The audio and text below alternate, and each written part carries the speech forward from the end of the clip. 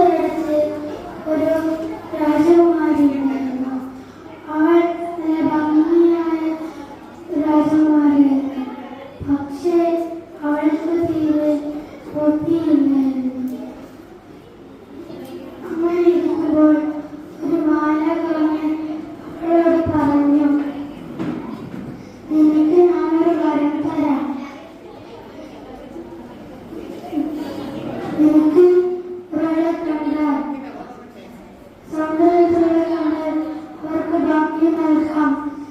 ആമുദ്രകളും ഞാൻ നിനക്ക് തരാം എന്ന് പറഞ്ഞ് വരം നൽകി മാലാഖ അവിടെ പോയി.